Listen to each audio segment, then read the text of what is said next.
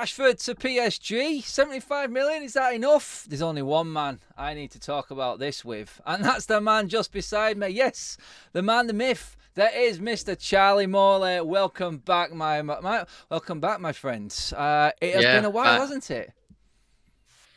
I'm buzzing to be back. First of all, it's been a long time coming. I can't remember the last time. Well, it would be blimey now over probably 7 months ago that I was actually on a YouTube screen talking about Manchester United, and I can't lie, I've loved being away. I've loved, as much as Manchester United have got worse since I last was on a YouTube screen. It's actually been more enjoyable to watch the game and not having to worry about kind of talking about abysmal appearances or abysmal performances, kind of whatever. It's just been good to be able to just watch United, and then if I don't have to watch them, I don't have to watch them. It's been good, mate. Yeah, there's the Charlie Morley's intro, just making me feel completely crap about what I do. And I'm joking. No, I know exactly what you mean, Charlie. Honestly, like to go to a game when you want to, enjoy it, have a few drinks, and not worry about having to talk about it afterwards. You can just go and sulk in a corner or have another drink even, mate, and just enjoy yourself a bit more and wash down the miserable performance that you just witnessed. But last game you went to was Fulham. Obviously, that was a disaster, wasn't it, mate? But that was actually sorry to cut in. It was actually the first game, a Manchester United game that I've been to live that we've actually lost.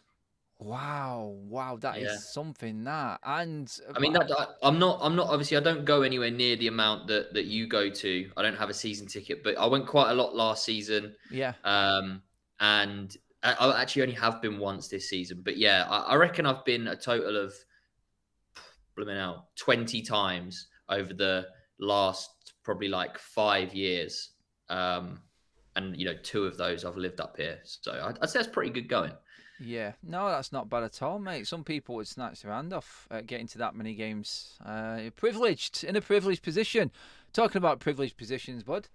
Marcus Rashford. Now, a lot has happened. You probably heard me ranting on for the last God knows how many months, so it's good to get someone else on and get another opinion on this. We're talking about Rashford again, if you don't know, guys, because according to Disco Dave from the Mirror, there is a bid imminent. That's the one, yes. Yeah, got it right in the end.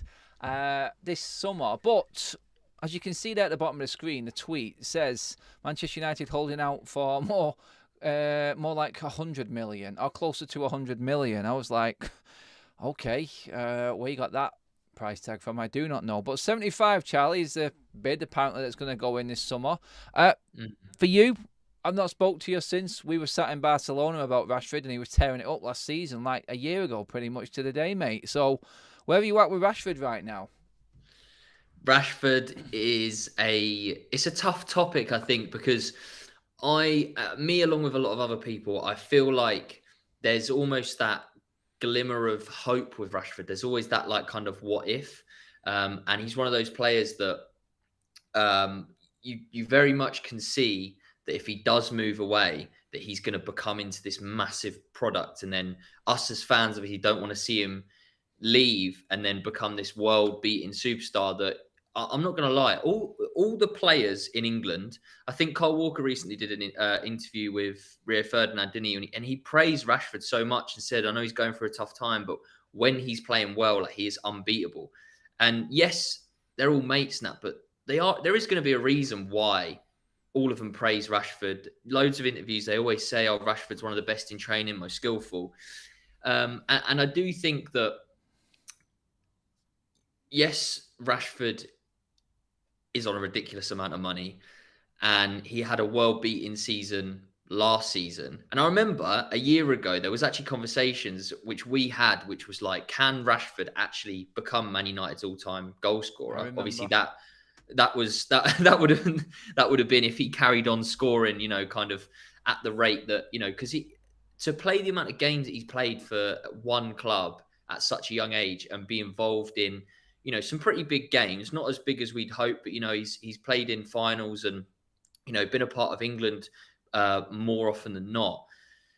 It's just the what if for me that if you let him go, especially PSG, right? I know people call it a farmers league, but if you let him go, he's probably just going to farm numbers out there, and then you get the fans that we shouldn't have let him go, blah blah blah. But it's very much. It's a very. I'm going to have to sit on the fence. Like I don't know whether or not we need to.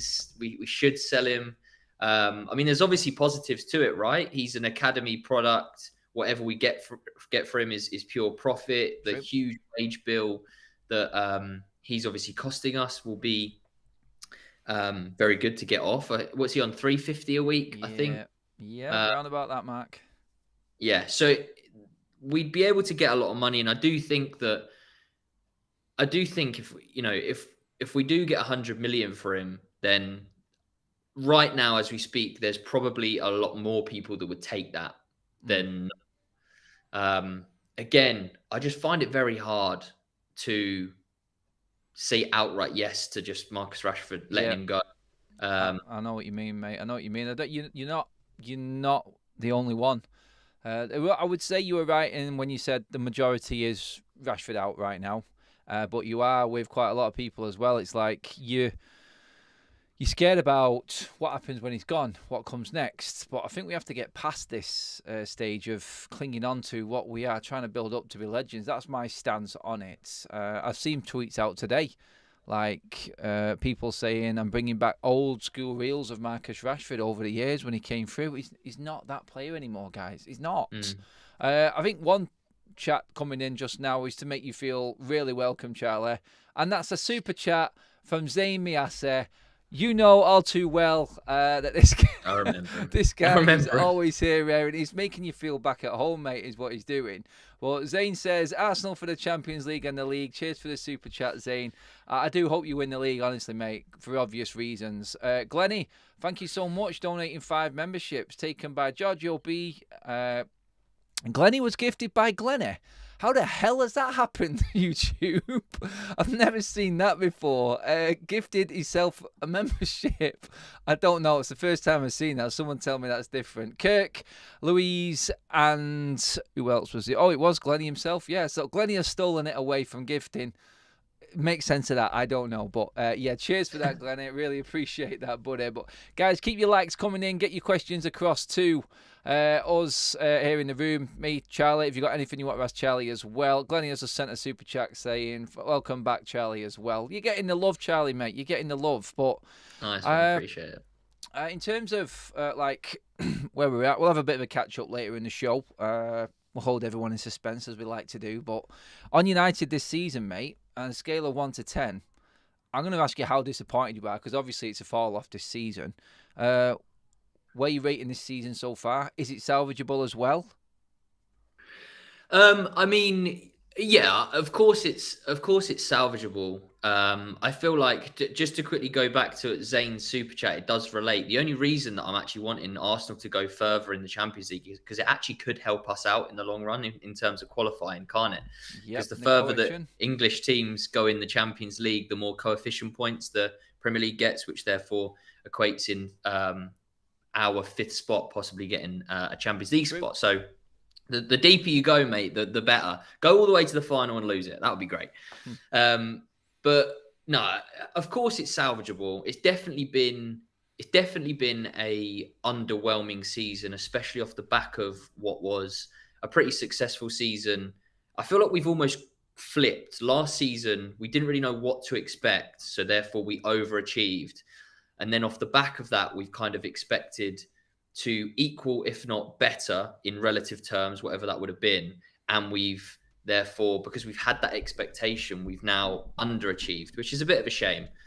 But at the end of the day, if we do somehow get Champions League football and we get to a final of an FA Cup again, it's all relative. A lot of people that I've seen on a lot of other channels like to, as soon as something's going wrong, very recency bias, that it's Ten Hag under the bus straight away, and we want the one manager who's doing very well at the time, or not even in management. I've seen Zidane being thrown around.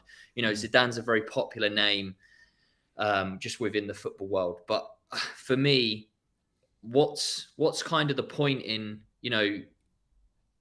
the reason, we've got a squad full of different managers, players. You've got a few of Ten Hag's, you've got a few of Solskjaer's. There's still a few from Mourinho. All these different players. If you just chuck Ten Hag out now and get whoever in, they're going to want to bring some players in as well. And you're just constantly going around in this cycle. And especially with, Ineos and all these new people being recruited, and you've got Dan Ashworth coming in and all this that's going on, you might as well at least give it some time to develop and just see where it goes. Because, look, Ineos... So Jim Ratcliffe might just turn around and just be like, oh, you know what? At the end of the season, might just be like, we don't think you're the right man for the job, but fair enough. You could all be talking waffle, but at the end of the day, I think that it would just be more of like a shame to just kind of throw Ten Hag's work under the bus a little bit. Because, I get it, mate. I do. What has been a very injury-ridden season as well. I mean, there was a period as well, because I'm not one to when a lot of people go, "Oh, the team is injury-ridden." We've got this player, this player, this player. I was never one to actually be like, it's a bit of a cop-out. But there was a period where Casemiro, Shaw, and Martinez all came back around a similar period, and we played. I can't remember who we played, but we started actually playing football and actually had like momentum, and it was like, oh wow, like maybe there is something to like these players coming back, even if it just makes everyone around them that little bit more excited and want to play football. And now we've lost 2 out of the 3 of them again, and we're playing Johnny Evans at centre back, and yes, he's playing very well. You can't tell me that. Well, he said himself that he didn't think he was going to play as much football as he has. So yeah, it's just been a tough one. But as I said at the top of the show, it's been good to be able to just take a step back when needed as well. You couldn't have picked a better season to actually not be going as much and just being able to pick and choose, really. With the way it's gone this season compared to last season, it's been a bit of a shock to the system for a lot of people. Quickly in the chat, Glennie has rectified that one membership and donated another one to Remace. This one Charlie will like. We'll get into this in a minute. Kaz has just come in with a super chat saying, Charlie, I can still see you sprinting past us in Barcelona. I will have to talk about that in a minute, but one more super chat on that. Charlie, missed your face. Glad you're back on Adam's channel. Is this a permanent thing? Loving the work, Adam. Thank you very much, Richard. We will get Charlie on as much as we possibly can. Maybe even some match day stuff as well when Charlie's at the games as well. But he is a busy man himself. He has got quite a lot on his plate. So especially when he's doing ads for Remington and all of that. I'm not saying anything, but yes, we have all seen them on Instagram, Charleston. So, but yeah, just quickly just on what Kaz said there, just comedy value.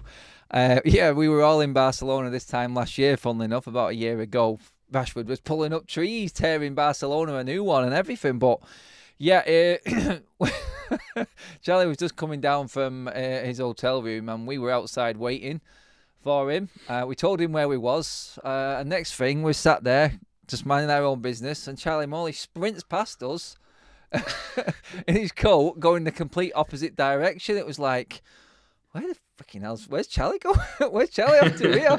I had to ring him to bring him back. He went, oh, I thought it was the other place, but oh no, mate, that was a funny one. That was a good times and a better time for Manchester United. But yeah, I mean, I've got to ask you as well in terms of the season going forward, Charlie, and the rest of what we've got. We've got some tough games coming up, but no more tougher than obviously Liverpool at home in the FA Cup.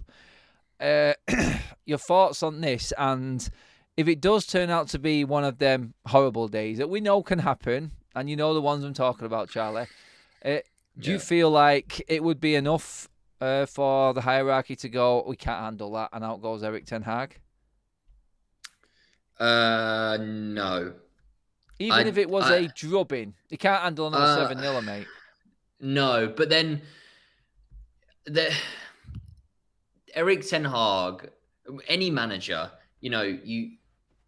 every manager, it might not be a 7-0, it might be a 3-0 that could have been a 7-0. You always have that defeat where it's almost like a humbling, isn't it? You just, I've been a part of them. You play in a match where you might only lose 2-0, but you think, well, like we've got away with one there. Like it could have been double figures today. You don't have any of the ball. It's just wave after wave of attack. I just don't. The more important games, realistically, like yes, the game against Liverpool is a big game, and I'm not a betting man, but I can guarantee that 99.9% of the bookies will have us down as the underdog. So why don't we play on that? I know Manchester United have kind of never been really the underdogs unless we were going in the Champions League. Again in 2009 against your Barcelonas when they had Xavi, Messi, Iniesta, Busquets, all that lot. That Man United have never been the underdogs, but now times have changed, and with new stadiums being talked about and all this, like maybe Manchester United just needs to change and just be like, well, look, like don't set up to go and let's not lose 7-0, let's just lose 1-0. Obviously, you still want to win the game of football, but like look back at what that 7-0 was. Chelsea took them to the 119th minute of extra time in the Carabao Cup final, and Chelsea are bad, as worse than us, right? I mean, they're 3, 4, 5 places below us, whatever it is. They're a poor team. Yes, they're hitting a bit of form. They beat Newcastle recently, but it's a one-off game of football at the end of the day, and it's looking like. Am I right in saying that Højlund might be back? He is. I think I saw a little bit about that. Højlund back. Wan-Bissaka back. Maybe too soon for Mason Mount, but he is back in training. And then we're hearing, and the other news coming out, which I'll get your opinion on now. And guys in the chat, please get your comments coming on this one. But we're now hearing, I was talking this morning regarding Lisandro Martinez going away to international duty with Argentina after this weekend. A lot of people kicking up a stink about that because they're worried about him going away and getting injured. Well, I said it's probably safer for him to be away from Man United if you look at the injury record this season. But it is now looking like he's going to finish his rehab. This was from Laurie Whitwell and The Athletic. Finish his rehab in Argentina and could well be back for the game against Brentford in the last weekend of March. So straight after the international break, Charlie. So this last 10 games of the season in the Premier League, we've got Mount, Højlund, Wan-Bissaka and Leacher all back. Does that give you confidence that we can salvage something from that? Yeah, definitely. I mean, Mason Mount, it'll almost be the cliche new signing. Like, we've hardly seen him. I can't remember the last game he actually played for us. I think it was, was it Brentford, I think? Was it? With the McTominay double in the last minutes of injury time? Possibly, yeah. And I know he hasn't, in the performances, especially, being in the number 7 shirt, there's added pressure there, and he hasn't kind of torn up trees, but he is a good footballer, and I do think that he can be a very good, almost like system player for Ten Hag and be that box to box midfielder and creative outlet that if Bruno does need to go out onto that right wing, that Mount can almost not necessarily replace him, but be that second option there, and there's a lot of different styles that I think Mount can be utilised in, and we know what Martinez can bring to the team. Martinez is a one of a kind, especially after the comments that a lot of pundits made when he first joined about him being too small, etc. And they're back in the commentary box. Apparently, one of them this weekend alongside Keno, Mr. Souness, his biggest fan. Yeah. It's actually been good. I haven't actually seen Graham Souness on TV or heard him on radio in a long time, which is a positive because some of the stuff that he comes out with is absolute dribble. But I mean, to be fair, I think there has been times where we've missed Wan-Bissaka as well. Not even necessarily Wan-Bissaka, just in general, but fullback. We've seen, a fullback in general, because we're having to play, Lindelof at fullback, Amrabat at fullback, and what I did like actually was how I'm guessing these comments and quotes were true. I saw that Ten Hag basically threw the medical staff under the bus a little bit. That was with true. Regards to sending Reguilon back, saying that he'd have 2 fit left backs, and that makes total sense, right? Why, if you're being told one thing, why would you want to leave another fullback out of the whole squad? Because you're not going to have 3 fullbacks in your 15 or 18 players, whatever you have. So I like the fact that he came out and he was like, no, I was told this, so I sent him back, and now that's not the case. I like that. Like, you can't always take everything on, especially with the amount of heat that he was getting on it. So yeah, it'd be nice to just have another fullback available, and then that obviously enables Dalot to possibly go out onto left back. And we know Wan-Bissaka, again, last season, Wan-Bissaka didn't play for the first half. Dalot got injured, and Wan-Bissaka was like a new man. Yeah, he did. He came back strong, mate, didn't he? Yeah, did very well. So yeah, I mean, new players coming back, especially when they're first team capable, it definitely will re-energize the current players as well who aren't injured, to give them almost a kick up the backside to be like, yeah, like, we've got some players back here, like let's give it a real go. And I think this Liverpool game will be a big kind of test, obviously off the back of the draw with City as well. From what I watched of that game as well, they played very well against them. So it'll be a test. It will be what it will be at the end of the day. And yeah. The one thing you can't shy away from is the hard work that you've got to put in. You've got to be shown to just work hard. We might go and lose 3-0, but a 3-0 where they've had to create and work really hard to score those goals, rather than just walks past 4 players and put it in the bottom corner, like, it has happened sometimes. It happened at City. Foden just kind of doing a simple 1-2, putting it bottom corner. That's basics. That shouldn't happen. But yeah, I'm nervous. But at the end of the day, going back to your point before, I'd like to say it doesn't affect Ten Hag's. Yeah. So long as it's not double figures, obviously, then I think he'd walk, honestly. I think you just have to walk at that point. I think that's the point, because there's been rumours that Ajax have already touted him. He's got offers in Germany as well. So he is going to go somewhere else. And you mentioned it before, I don't think the managers that we are being linked with are any better than what Ten Hag is, or hold any more experience, or have proved that they're any better at smaller clubs. God knows what they'll be like at bigger clubs. So I'm going to get through some of the chats right now, just to make sure there's no decent questions in there as well. But yeah, let's get into real football. Real Footy Talk says, Mount ain't no new signing, lad. He's been abysmal since pre-season. Let's stop lying for Mount. 65 down the drain. Fans think this is the same Mount 3 years ago, man. Need to wake up and let it go. He doesn't like Mason Mount, I don't think. No, evidently not. No, I'm just looking at... I'm just having a quick look at see how many appearances he's actually made for Manchester 8, United. I think it is, mate. 8. I'm pretty certain it's right. 8. Okay, so he's not, because he hasn't scored 3 hat-tricks and got 18 assists, he's crap. Yeah. Well, yeah, high standards now, mate. I only actually been to 3 live United games and they lost every time I went. So for a while, not being back. I don't blame you, Paula. That's hard to take. Right now, selling Rashford not only will give us 75 million, it also frees up those wages, says Charles Van Olsen. Onselen, sorry. Sorry if I got that wrong. You know I'm crap with names.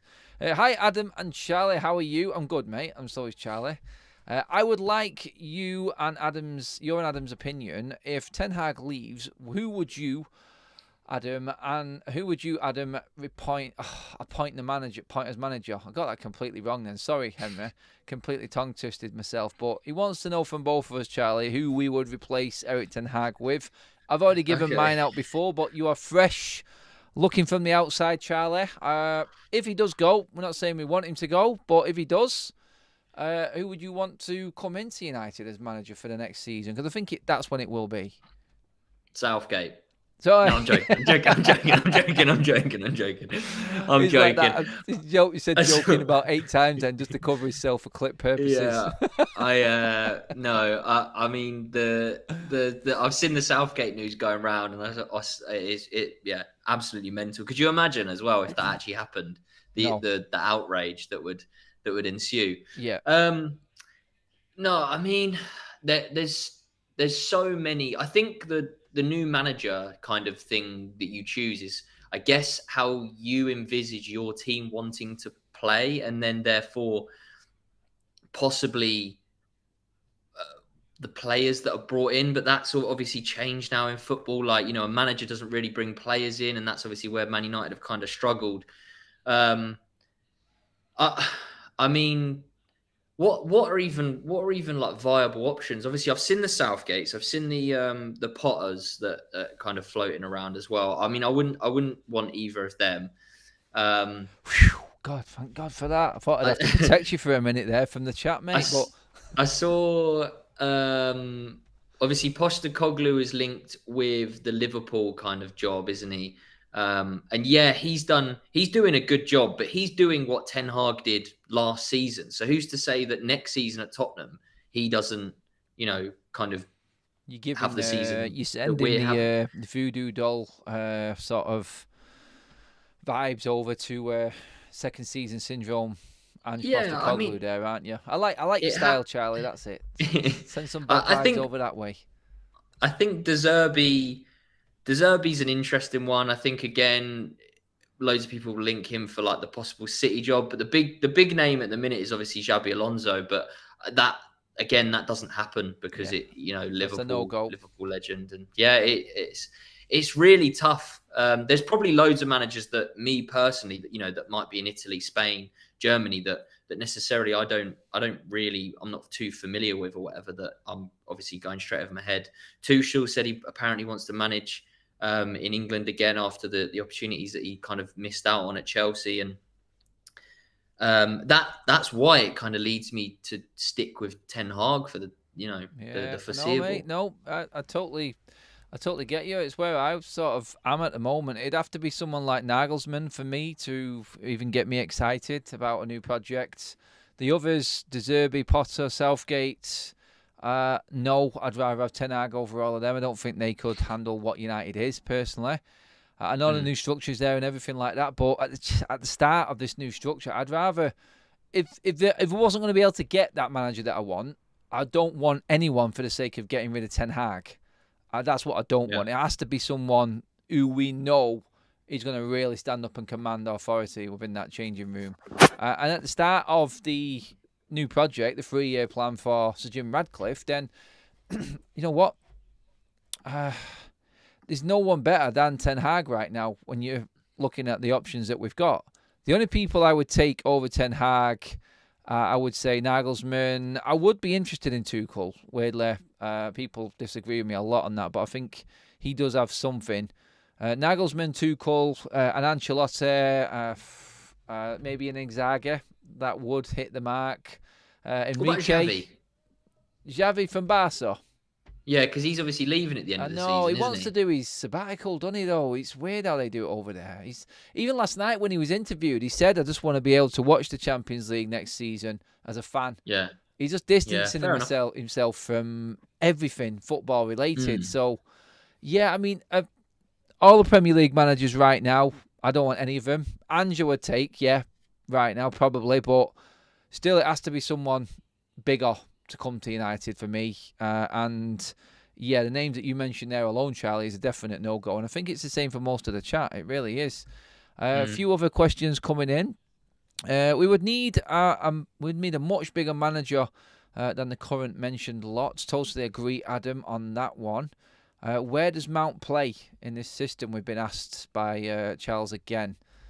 What do you reckon, Charlie? If we can get Mason Mount in this team, you bringing anyone out in particular? Is there anyone else that you've been really disappointed in this season? I mean, there's a long list.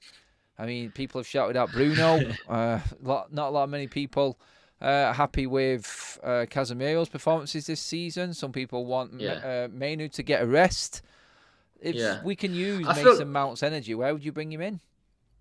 This is the thing. I feel like there's not necessarily one position that Mount should be like pigeonholed into. I feel like he can be utilized in a good way in so many different positions.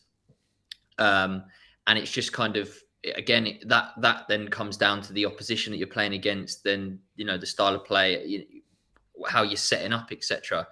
Obviously, he's, I guess, more known for being the legs in midfield, and, especially at Chelsea under Lampard, a lot of people kind of thought he was going to become a Lampard player, you know, arriving late in the box and scoring goals, and obviously not going to compare in terms of scoring like 25 plus goals a season or whatever. Yeah. But I do think that he can be utilised. Football's a squad game at the end of the day.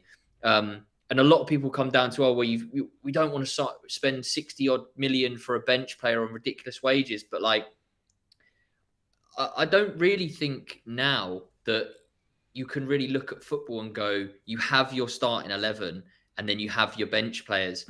Like, it's quite obvious that at Man United at this current stage, there's people who very much, most people rather than not, will have people in their first 11 every single game.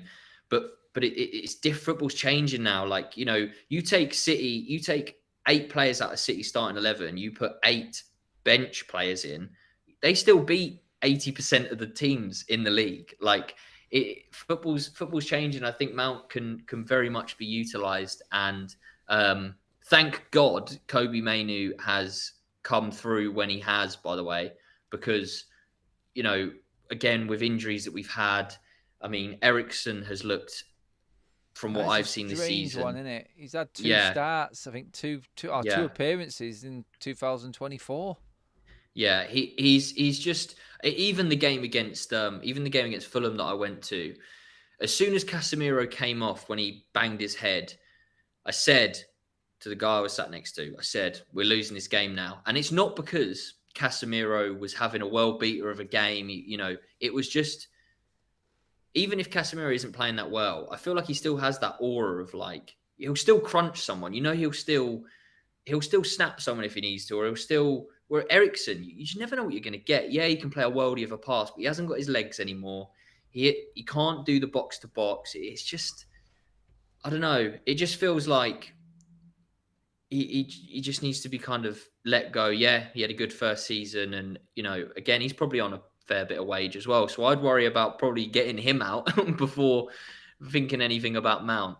Yeah, I mean, some people have actually said, look, why don't we put Garnacho in for Rashford, put Højlund in the middle, and maybe play Mount out on the right-hand side where he's played for Chelsea before? I mean, I'm never for that, but it's another option we could do. Maybe we could, like the chat says there, Leo says, put Mount out on the right, we might see some crosses in the box. I mean, Højlund, we know, is that type of striker, Charlie. I mean, you play there yourself. Yeah. It's about the delivery, mate, isn't it? It's about getting that service into the box. Otherwise, it's the graveyard shift, isn't it? Yeah, I mean, years ago, I always used to say to the wingers, like, I'd always moan at them for not crossing, and they'd be like, oh, well, you weren't there that time. And I'm like, well, okay, that's on me. Like, if you cross the ball and I'm the one not there, that's not your fault. Like, if you make a routine up in training, and we always had the connection of, if they went to the byline, they were going to cross it backwards towards a penalty spot. If they were crossing before the byline, then it was probably going in between the 6-yard box and the penalty spot. So there's just little and this is like semi-pro football. Like, these guys are professional footballers. They work on things day in, day out. Like, Højlund is like my type of striker in terms of, he holds the ball up, he does the simple like link up play where he'll just literally receive it, pass it back, lay it off, and he just is in the box. Like, he's very aggressive. He's very, he throws his body around, and, you know, he comes off at 80 minutes because he's shattered and he's the only striker available. So we have to, you know, kind of wrap him up in cotton wool. So yeah, I think Højlund is again another bright light. I saw a chat saying Kobe Mainoo was a bright light. I think Højlund is as well, and I'm glad to see him scoring goals. Yeah, man, gutted that he got injured when he did. It was horrible. I think every United fan knew, like, as soon as Højlund got injured, it was like, we're going to have to play Rashford up front. We are going to have to play Rashford up front. Grant Butler says, please sell Rashford, 75 million. Let Rashford go. Epitomises everything that is wrong with Man United. He is done. Go sulk and mope at PSG. Charles says, Mounts on the right is a good call. Garnacho back on the left then. Rasmus up front. Goals. Charles' confidence. I like it. I like the confident feeling in the chat. I think you've perked everyone up a little bit, Charles. I think that's what's happened, mate. Is your sort of outlook from the outside We'll see, won't we? On Sunday. Yeah, we'll soon find out. We're like that. Yeah, we can do this. Oh, 5 minutes in, no, we can't. Yeah. No, here we go again. Lee Dixon says, Garnacho reminds me of a young Aguero. Said it for ages. You can kick him all day. He will get up and carry on. That is one thing that Garnacho and Rasmus Højlund both have. One thing that sulky draws, Rashford doesn't, Charlie. And you can see it in his body language, can't you? When a player's down and out, you know, don't you? When you can see a player's body language and what he runs for, what challenges he goes in for. It's not like he's even playing angry. He's not even... Do you know when you lose a ball or you're being kicked from pillar to post like a lot of these forwards are these days? Yeah. And the defenders are getting away with things. You know, don't you? It's like you'll just go and snap into someone because you're just fed up. There's just no anger in him at all. It's like there's no reaction to anything with him. And I think that's what fans pick up on the most. It's the enthusiasm that seems to have drained away from him. It's what Ronaldo, when he not first came through, but used to know when Ronaldo was going to snap someone, because he'd lose the ball and he'd get kicked. And then if he lost the ball, like it was usually the first 5 seconds afterwards, he'd go and just scythe someone down like for no reason. And then act like nothing happened. But that is, you know, that's what it's about. And I feel like Rashford... Like it's fine. It's fine to not have that about you in your game. Like it's not necessarily needed. Like you don't need to be an aggressive footballer. Like in terms of, you know, you think back to Wayne Rooney, like wanting to literally fight to the death for every single ball. Like you can be smart about it. And I feel like, Rashford's just his overall mentality needs to improve when it comes to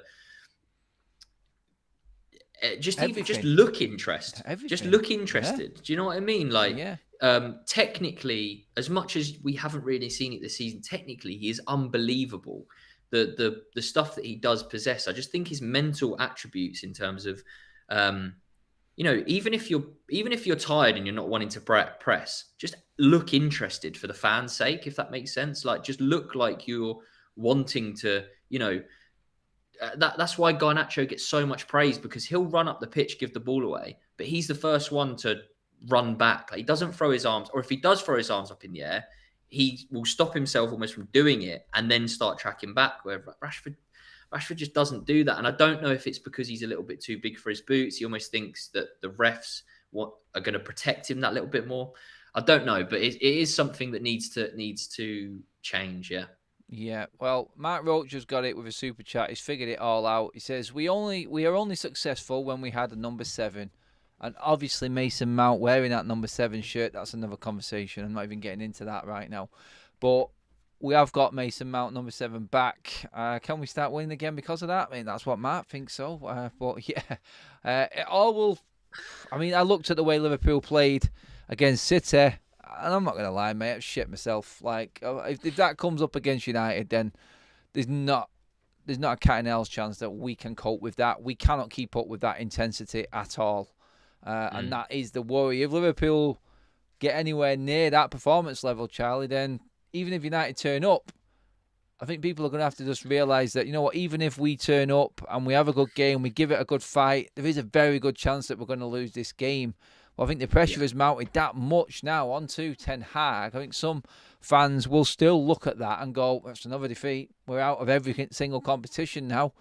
Whereas before, if we'd have given a little bit more, if we'd seen a little bit more, people say, oh, well, it's Liverpool. At the end of the day, anyone can win this game. It's one of them tight games. You move on. But I just feel like people will use this as an excuse. And it's a game that, like the City one, no one expected anything from it. But we still went in and slaughtered them afterwards. I mean, it was a pretty abject performance, and like there was no effort at all in winning that game for United. But at Old Trafford, I feel like the pressure will be that high, Charlie, that there will be a lot of fans that just won't accept anything unless it's knocking out Liverpool out of the cup. Yeah, and ultimately, you know, that's what we all want, isn't it? Like, regardless of, you know, you play Liverpool in a friendly, you still want to win that game of football. Yeah. It's just, expectation levels with, you know, Liverpool are a very, very, very, very good football inside, and just the pressing that they were doing against City, it was like... It was off the scale, wasn't it? Oh my God. Like I was looking at that and I'm thinking, right, okay, you got Johnny Evans and then you've got maybe Amrabat or like, obviously it might change this coming weekend, but at that time I'm like thinking Johnny Evans, Lindelof left back. I'm like, they're not dealing with it. They're lumping that and it's coming straight back to us. And Yeah, you're right. it's just going to, probably just be wave after wave. And yeah, it is frightening. But at the end of the day, we still have a chance. We have as good a chance as any. It's still football. Anything can happen. There's red cards. There's injuries. You never know. Yeah, that is it. So, well, hopefully someone gets the red mist and gets sent off for Liverpool early doors. That's a good sign. I still think they beat us with 10 men. But Stephen Harper has donated 5 memberships. Thank you so much, Stephen. Really appreciate that. New members in the house are Peter Nilsson, Lee Dixon, not Lee Dixon, he's already got one, sorry. Liam Meets, Wayne Fairclough, Erica, and Kyle. Welcome to the Members Club. Love you all. You are now legends of FUTV. Welcome along. And again, thank you so much, Stephen. Really appreciate that. I mean, Charlie, we've got to obviously ask you, like, where you're up to. How's life? We've not seen you for a while, like you said on YouTube. How is everything? You doing good? Everything looking promising for you? Yeah, everything's good.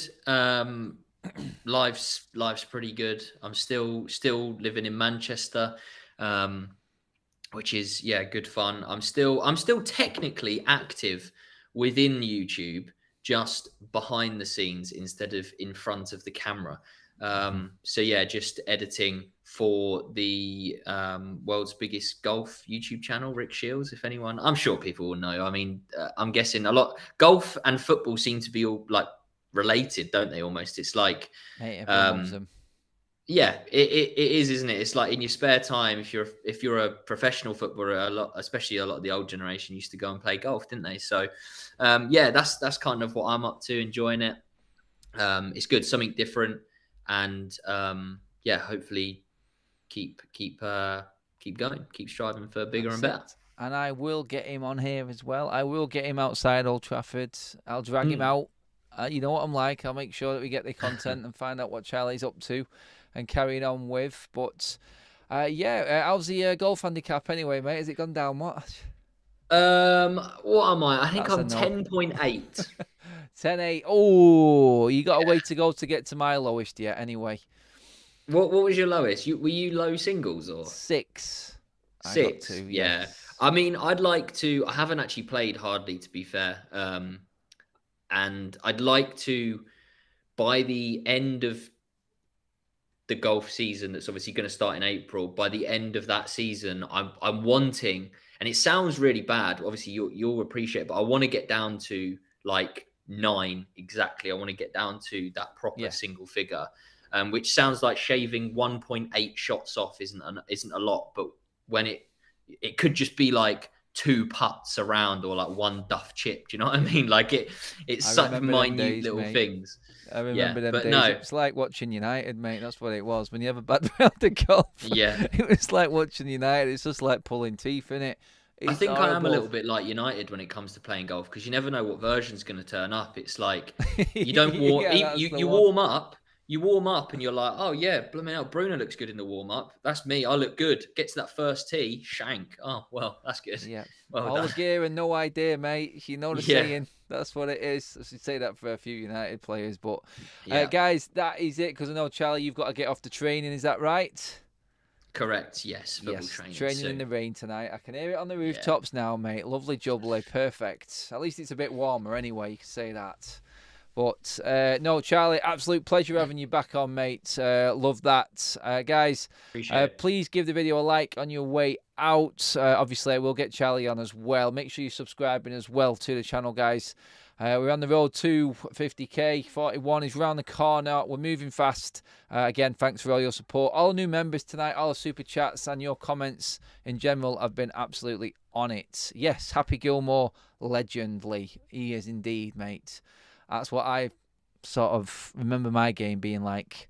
I only snapped 5 golf clubs in my time. Trust me, that's all it was. Charlie, thank you so much for coming on, mate. And guys, again, I'll see you all tomorrow. We've got more content coming this weekend in the build-up to the Liverpool game. Stay tuned to everything. Keep the notifications on to know what is coming up. But yeah, until now, have a great evening, and we'll see you all tomorrow. Thanks for watching, everyone.